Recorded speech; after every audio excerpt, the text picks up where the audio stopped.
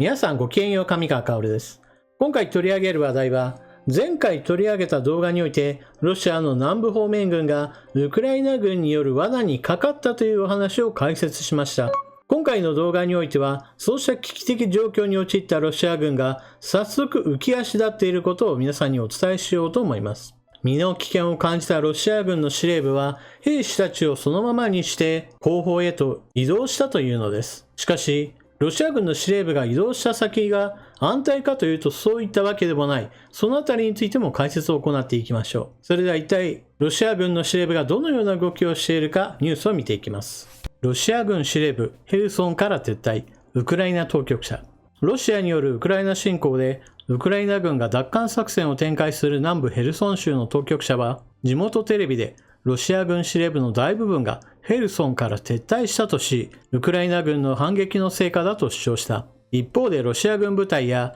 ロシアの国境警備隊、ロシアの連邦保安局などの現場要員の多数はなおヘルソンに残っているとも述べた。ロシア側はヘルソン州で住民へのロシア国籍付与や自国通貨ルーブルの流通などの同化政策を進め、最終的に住民投票を実施してロシアへの編入を企図しているとされる。これに対し、ウクライナ側はアメリカ製の高機動ロケット砲システム、ハイマースなどでロシア軍の弾薬庫や輸送ルートの橋などを破壊して兵站の妨害を続けており、ロシアへの編入を阻止する構えだ。記事の中ではどこへと移動したかについては書かれていませんでしたが、メリトポリ市の市長がヘルソンから撤退したロシア軍司令部がメリトポリへと移転したという話をしています。司令部がヘルソン市にあったとした場合において、メリトポリへと移転したということは、その移動距離は230キロにもなります。ですから前線からはかなり遠い位置となり、前線の部隊へのきめ細やかな指示はかなり精度の落ちることとなります。しかし、司令部が移転したメリトポリは、ロシア軍にとって安泰な地ではありません。というのも、ハイマースによる攻撃は届くからです。また、遠距離攻撃だけではなく、メリトポリにおいては、他の町と違う状況というものがあります。それはいつも説明に使っているこの地図、戦争研究所の戦況報告に基づいた地図なのですが、赤がロシア軍の占領地域、そしてその赤く塗られた地図の中において、斜めの青線が引かれているところがあります。これは一体何を意味するかというと、パルチザンの活動が活発な地域を示しています。ロシア軍の司令部がヘルソンからメリトポリへと逃げてきたそのまさに同じ時期において、メリトポリではパルチザンによる攻撃で鉄道の陸橋が爆破されるといったことが起きています。ロシア側はこのようなパルチザンの活動を取り締まろうとして思想選別を行うためにかなりの捜索を広げているそうですが、成果はほとんど出ていないそうです。ただし、成果は出ていないのですが、逆に言えば、疑いをかけられた無実の人が、いずこかへ連れ去られて、行方不明になってしまうということが頻発しているそうです。これはパルチザンによる攻撃かどうかはわからないのですが、クリミア半島北部において、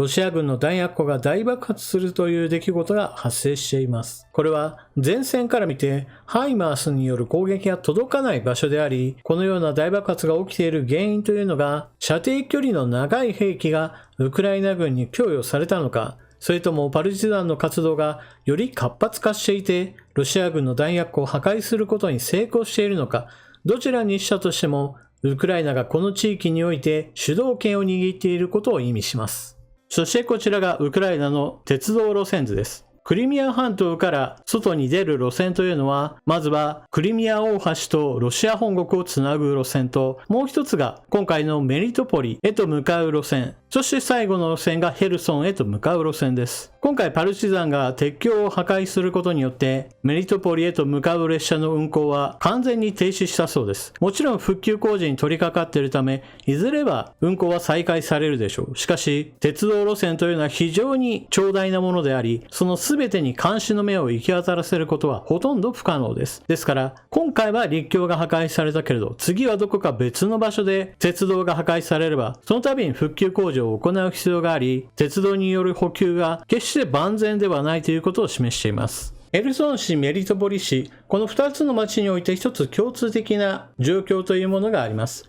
それはロシア軍による本格的な侵攻が始まったその初期において、ウクライナ軍は特に南方戦線においては対応が明らかに遅れました。そのために、これらの町はほとんど戦闘なくロシア軍の侵入を許し、占領されてしまったのです。ですから、ウクライナの多くの人々が避難することができないまま占領されて現在に至っています。そのためこの2つの地域においては、パルチザンが非常に活発に行動を起こしています。ヘルソン州における戦いでハイマースの攻撃や様々なところで炸裂しているのも、こうしたパルチザンによる情報提供といったものが大きな支えとなっています。衛星による監視情報といったものも当然役立つわけですが、やはり何といっても人の出入りのようなリアルタイムで見ている情報の方がより正確にロシア軍の司令部がどこにあるのか、トラックの行き交う場所の中心にあるところが武器弾薬庫であるとか、そういった情報というものは、やはり生の方がより精度が高いわけです。ですから今回、ロシア軍の前線司令部がメリトポリへと逃げたわけですが、そのメリトポリも決して彼らにとって安泰の地ではありません。これからロシアはこの地域において住民投票を行って、この地域の住民はロシアに併合されたがっているという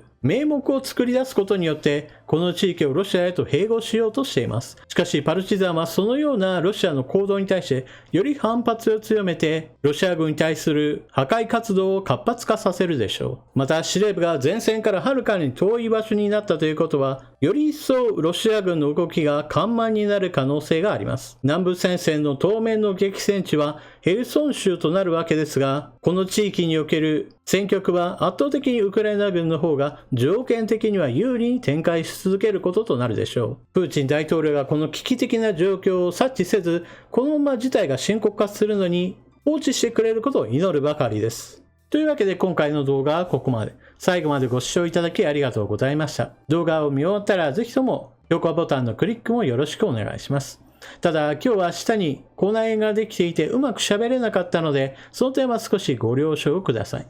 それでは次の動画でまたお目にかかりましょう。またね。